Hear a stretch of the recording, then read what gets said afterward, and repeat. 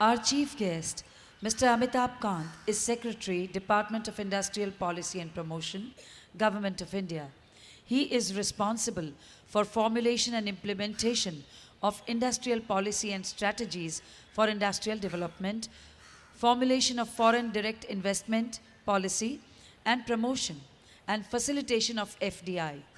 Policies related to intellectual property rights in the fields of patents, trademarks, industrial designs, and geographical indications.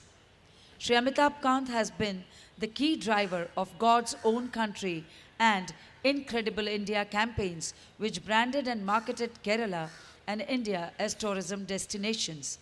As Secretary DIPP, he is in charge of the Make in India initiative. He is the author of Branding India, an Incredible Story. We are honored to invite our chief guest, Shri Amitabh Kant, for his convocation address.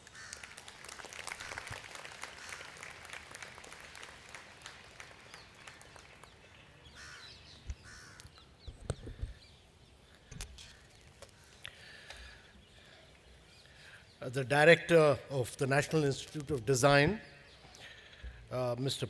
Pradyumna Vyas, Mr. Naushad Forbes, all the faculty members, all the parents who have assembled here today, and all the students who have graduated and received their degrees, ladies and gentlemen, I'm extremely delighted to be in the midst of all of you, especially the young, fertile minds that are going to shape the contours and the destiny of India in the coming years. You are the chosen few who will rewrite the rules of design. Your accomplishments, the lessons that you have learned will have a huge impact on the lives of millions of Indians and on India's future. You are the problem solvers, and only you have the capacity to seize the power of design to change the future of India and to change the world. So it's a unique occasion today. There's no better day in your life than the day when you are graduating.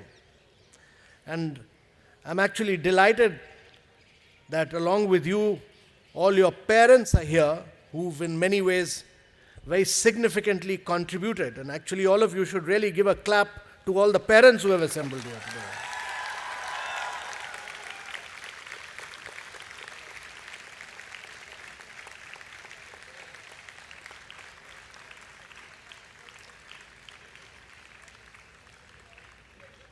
You should also give a clap for all your faculty members who are here.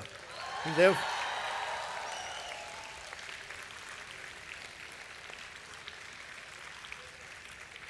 I think your parents and your faculty members have both left such a deep impact on your future, on your lives in many ways, that the way you grow, you evolve, and the way you progress will all be a factor of what your parents and your teachers have contributed to your lives. So right from the 50s, when the government invited the famous American designers Charles and Ray Eames to come to India and help chart out a new path, this very distinguished institution from which you've passed has been a trailblazer. It is a matter of pride for all of us that the National Institute of Design, Ahmedabad, today is one of the best design schools in the world.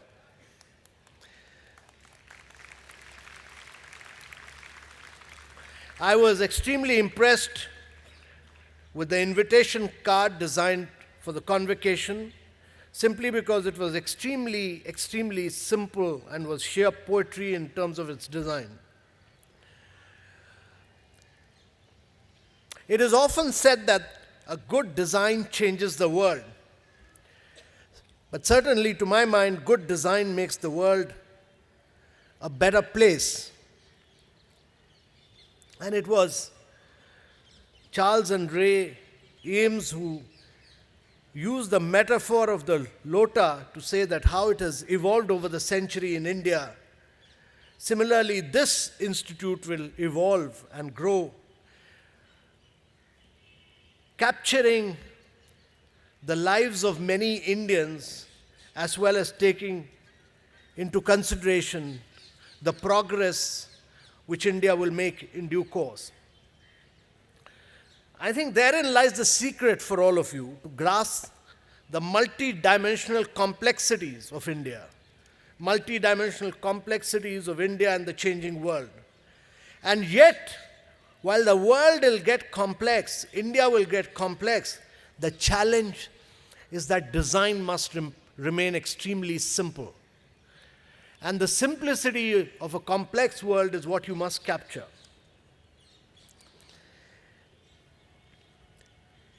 Well, India is growing today at about 7.5% per annum. It is an oasis of growth in the midst of a very barren economic landscape across the world. But the challenge is that India must grow at rates of 9 to 10% per annum year after year for 3 decades or more. And this is necessary if India is to lift a very vast segment of our population above the poverty line. But it is not possible for India to grow at rates of 9 to 10% per annum till design and innovation doesn't play a very major role. The real value is in terms of design and innovation. If you look around the world, it's become a very globalized world. You design somewhere, you innovate somewhere, different parts of the product come from different areas, they get assembled somewhere else. You are a part of a very integrated global supply chain. And yet, the real value is in design, the real value is in innovation. Just look at the Apple mobile. It's manufactured actually by the Foxconn factory in China. But the ultimate value of the entire mobile is captured still by those who have designed and innovated on it, and who are constantly making the product evolve. So, to my mind, the key lies in design. And design is always going to shape the future. Just day before, we in the Ministry of Industrial Policy had launched the new startup policy. We had the Prime Minister launch the new action plan for startups. And this was a unique occasion because I've never in my life and having worked for 38 years in government, I've never seen so much of energy, vibrancy, and dynamism. The whole of Vigyan Bhavan was full of young people like you, young startups. And these are startups who are doing extremely well in changing the world. These are startups who have actually taken on the American companies in India and beating them at it. And they are all startups who are not merely in the world of digital design, but they are in the world of manufacturing and social innovation, in agriculture, many areas of growth. And therefore, you will see India gradually moving itself from just technology orientation to manufacturing to a vast range of social innovation, and from Tier 1 to Tier 2 and Tier 3 cities. And in all these areas, we would require design to play a very major role. The second key thing that's happening is that we are seeing a huge shift of people from rural areas to urban areas. In the next 2 decades, you will see 350 million Indians moving from rural areas to urban areas. By 2050, if you go by the McKinsey report, 700 million Indians will move to urban areas. 700 million Indian means that's 2.5 Americas. And as I speak here today, every minute there are 30 Indians moving from rural to urban areas. So India's challenge is to Create 2.5 Americas in the next 4 decades. You will do more construction than what has happened in the last 5,000 years in India. And that means you'll have to design new cities, you'll have to design new urban areas, and you'll have to do it. You know, when America, Europe urbanized, land, gas, and water were all cheaply available. These are all scarce commodities. And because they are scarce commodity, you'll have to follow a far more innovative and sustainable model of growth. How to recycle water, how to utilize waste, and all this. And in all this, design will play a very, very critical role. I think all this, we are doing the Delhi-Mumbai Industrial Corridor.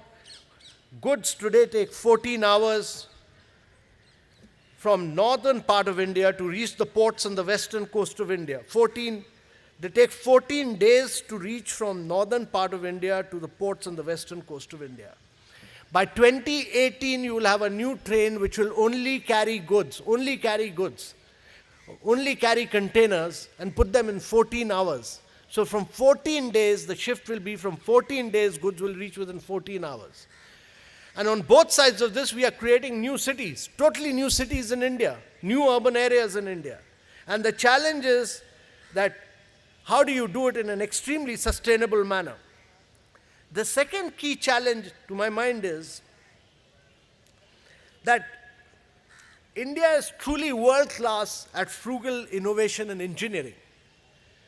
Few countries in the world are capable of resource efficiency that India has in combining technology, innovation, and enterprise.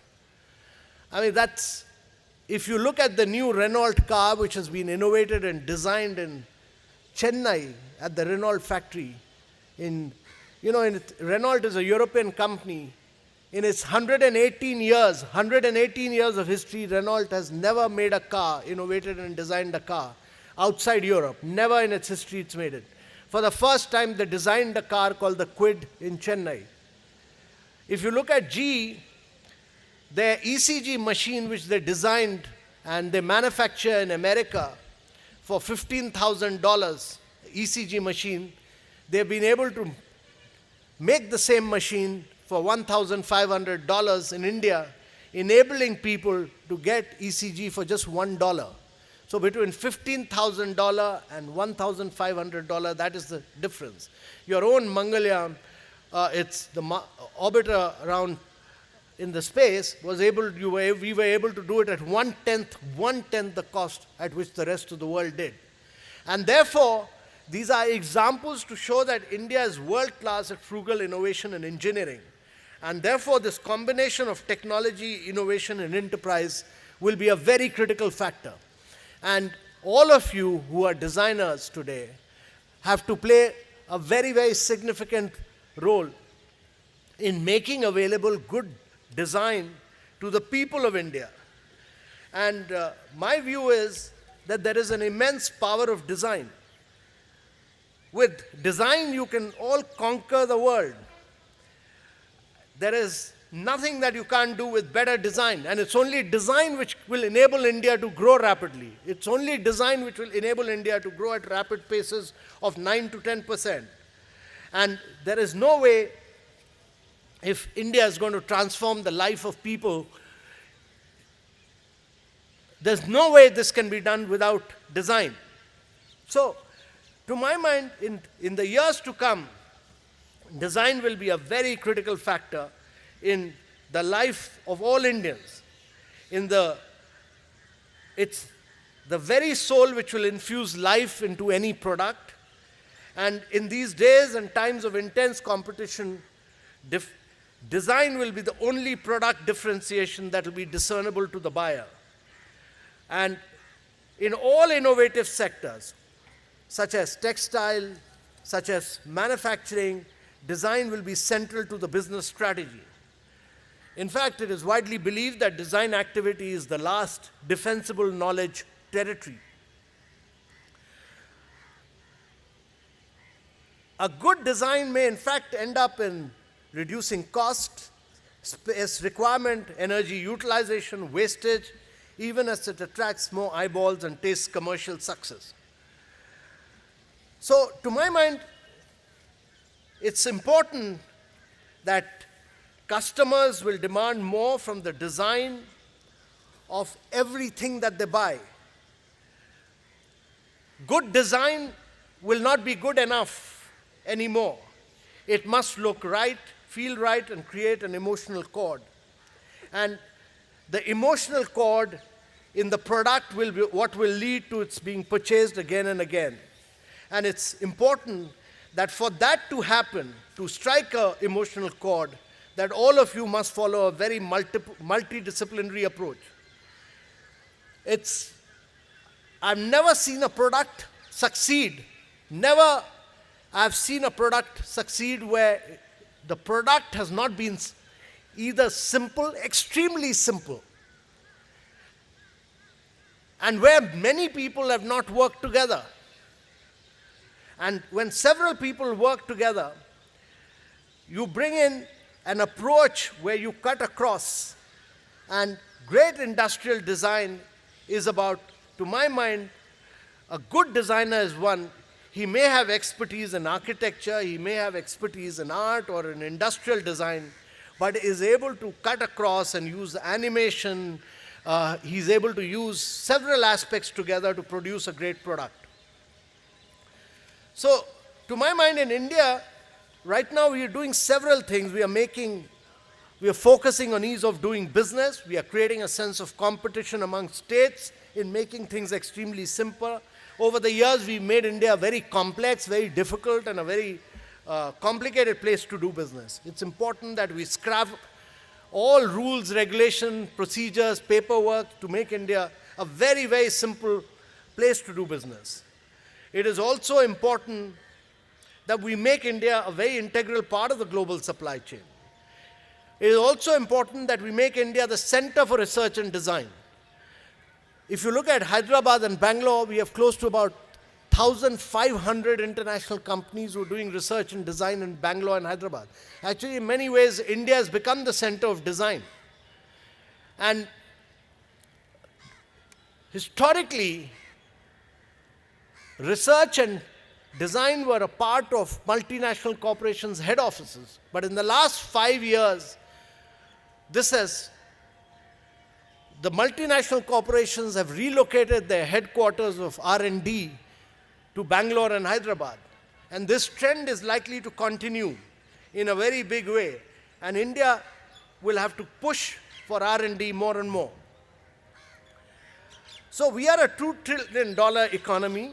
Our growth is accelerating. Infrastructure is still to be built. In fact, India is the last giant economy that is just beginning to take off. Our ambition is that we should be a $10 trillion economy in the next decade or so. And if you want to be a $10 trillion economy, India will have to be a unique place in the world of designs.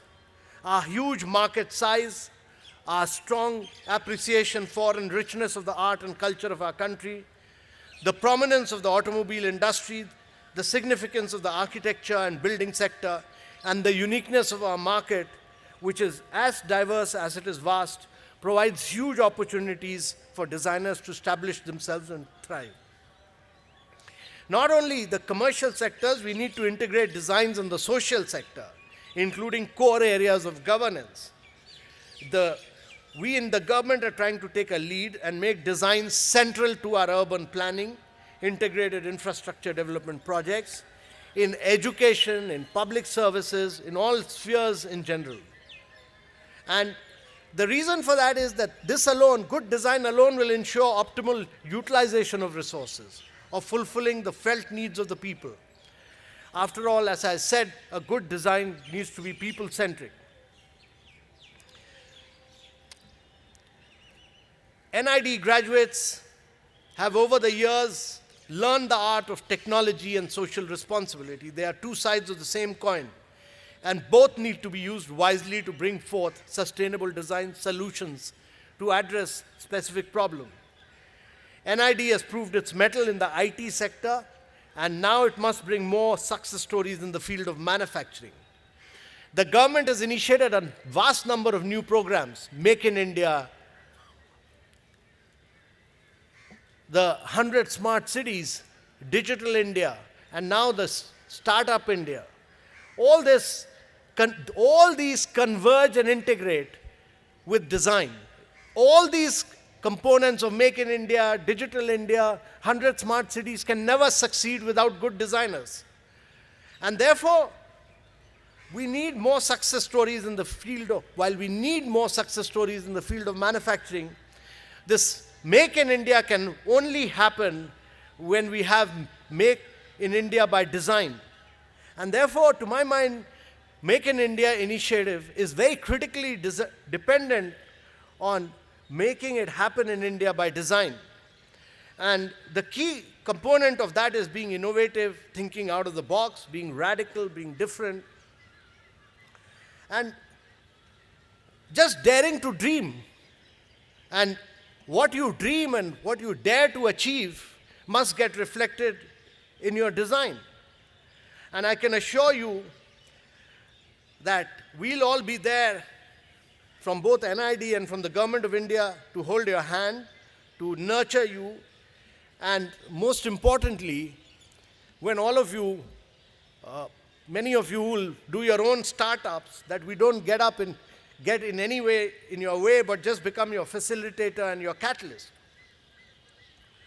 And therefore, it is critical that while we make in India, we also design in India. If the lion of the Make in India represents the Make in India, then design in India is obviously the lioness in many ways.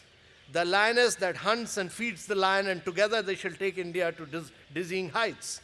Without the design, India can never be a great manufacturing nation. Charles Eames had said that eventually everything connects. People, ideas, objects, the quality of the connections is the key to quality per se. I don't believe in this gifted few concept, he said, just in people doing things they are really interested in doing. They have a way of getting good at whatever it is. So I'm quite sure that all of you who've passed out will excel in whatever you do. Friends, you are here today not because you are the gifted few that you have excelled, but because of your keenness, dedication, and perseverance. Your perseverance, qualities that will hold you in good stead as you venture out into the real world. You will always carry this conviction and rise high. As I said, you are the chosen few who will rewrite the rules of design. You will transform and change in many ways India. You will impact the lives of people of India. At the end of the day, people of India must benefit from your creativity. To my mind, it's very important that we impact the life of people. I'll turn to this 14th century poet. He was a Muslim. He wrote in the Persian language. His ancestry was Turkic. And that was Amir Khusro in the 14th century India. He counted himself, while he was a Muslim, he wrote in Persian, his ancestry was Turkic, but he counted himself to be the luckiest man alive to have been born in India. And he said India was the most creative country at that stage. He was extremely proud of having been born in India and to have India as his motherland. And of the 14th century India, he said, how exhilarating is the atmosphere of India. There cannot be a better teacher than the way of life of its people. If any foreigner comes by, he will have to ask for nothing because they treat him as their own and show him how to smile like a flower. With every design, with all your design, creativity, and innovativeness, you have to bring back and restore this exhilarating atmosphere of India. So I only wish all of you that may you all grow, may all you evolve, may all of you prosper. Just go and conquer the world.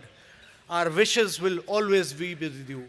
So with these few words, I congratulate you, and I only wish that all of you become the true ambassadors of Indian design and go and conquer the world. Thank you very much, ladies and gentlemen. Thank you, sir, for that very enlightening and thought-provoking address.